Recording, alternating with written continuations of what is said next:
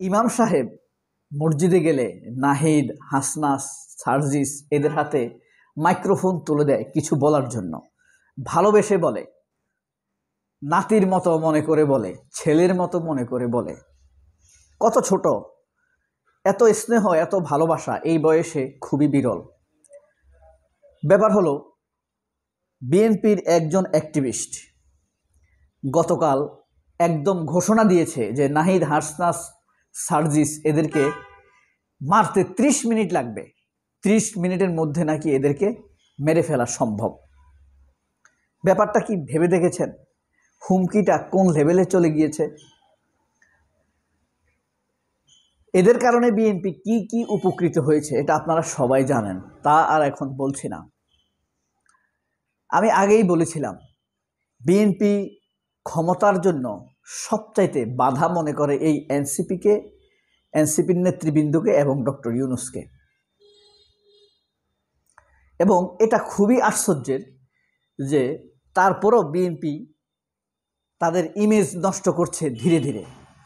কিন্তু যখন বিএনপি দেখবে যে এদের জনপ্রিয়তা নাই, তখন বিএনপির মনে শান্তি আসবে। যখন দেখবে এনসিপি নেতাদের জনপ্রিয়তা কমে গেছে বা নেই, তখন বিএনপি মনে মনে একটি স্বস্তি পাবে আর প্রচ্ছন্ন হুমকি ধামকি দিবে ঘুরিয়ে পেঁচিয়ে।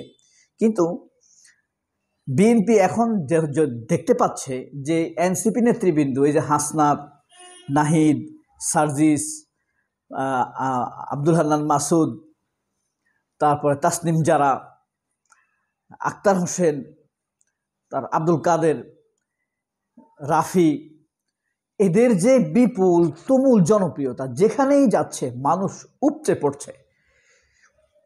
কি খেলার মাঠ, কি বিশ্বরোড, কি জনপদ, কি প্যাডেস্টারিয়ান, যেইখানেই যাচ্ছে মানুষ হুমড়ি খেয়ে পড়ছে। মানুষ ভাবছে আর আক্ষেপ করছে তাদেরকে দেখে, আহা, এমন সাহসী যদি আমার একটি ছেলে থাকতো।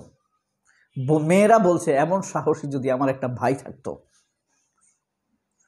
প্রৌঢ় নারীরা বলছে, এমন সাহসী যদি আমার একটা সন্তান থাকতো। বৃদ্ধরা বলছে, আমার নাতিটা যদি এমন দুর্দান্ত সাহসী হতো, তাহলে আমার এলাকার মানুষ চোর, বাটপাল, চাঁদাবাজদের কাছ থেকে রক্ষা পেয়ে যেত। এভাবেই তাদের উপরে ভরসা করছে। গত শুক্রবার, অর্থাৎ গতকাল, দ্যাট মিন্স 4th জুলাই, তারা যখন মসজিদে যায় নামাজ পড়ার জন্য, জুমার নামাজ পড়ার জন্য। আপনি অবাক হবেন কথাটা শুনে। মসজিদ ততক্ষণে ভরে গিয়েছে, মসজিদে কোনো মানুষ নেই। তারা মসজিদ ভরে যাওয়ার পর তারা মসজিদে গেল নামাজ পড়বে বলে। যখন ইমাম সাহেব বলছে যে এনসিপির নেতারা আসছে, হাসিনাকে তাড়ানো নেতারা আসছে, মসজিদের সব মানুষ বের হয়ে গেছে। সব মানুষ বের হয়ে গেছে এবং তখন বলছে, আগে আপনারা আসেন, আজকে আমরা 2 ঘন্টা পরে জুমার নামাজ পড়ব, কোনো সমস্যা নাই। ইমাম সাহেব খুশি হয়ে গেছে।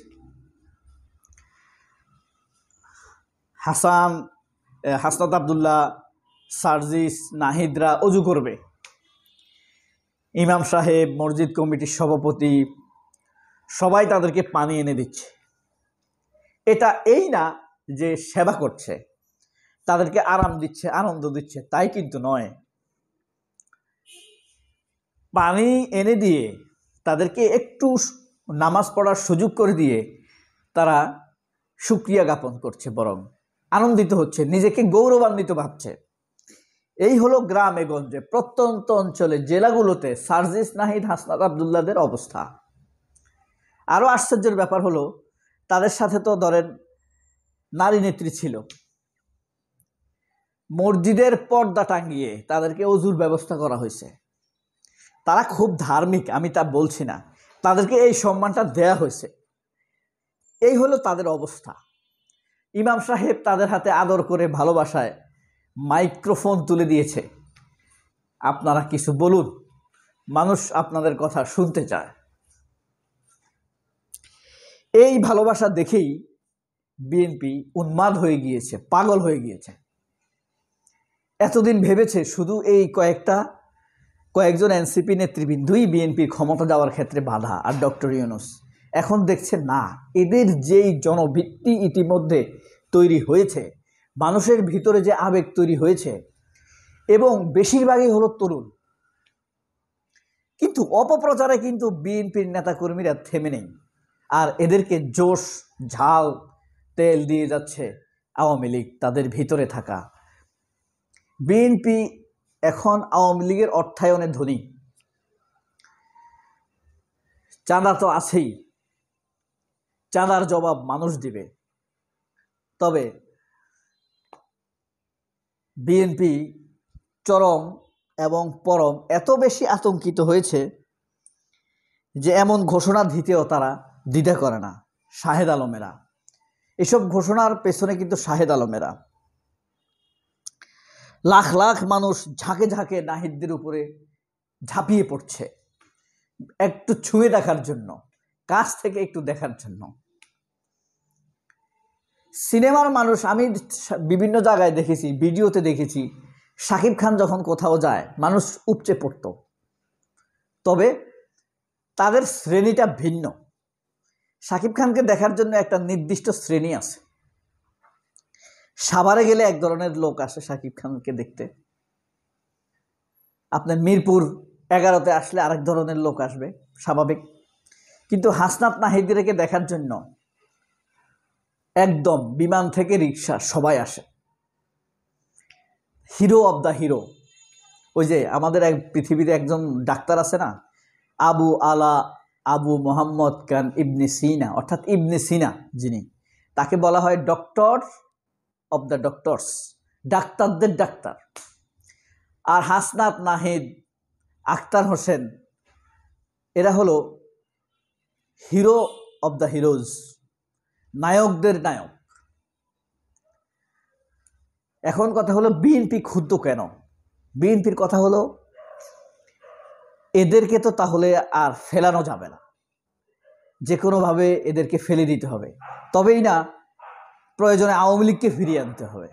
তাহলে দুই ভাইয়ে চাঁদাবাজি করবে, পাটগ্রামে চাঁদাবাজি করবে, পাথরঘাটায় চাঁদাবাজি করবে, রিক্সার চাঁদাবাজি করবে, বালুট উত্তোলনের চাঁদাবাজি করবে, মাছ বাজারের চাঁদাবাজি করবে, রিক্সাওয়ালার চাঁদাবাজি করবে, গাড়ির চাঁদাবাজি করবে, থানা হামলা করবে, ভাঙচুর করবে, সব স্বাধীন, as the same of Awami League. কিন্তু না ভাইয়া, তোমাদের এই ইচ্ছা পূরণ হচ্ছে না। Keep an clear stand about Awami League, July Declaration and India Islam. Either you will not get the acceptance from heart of the youth. সবাই অনেক ভালো থাকবেন। আল্লাহ হাফেজ। আসসালামু আলাইকুম।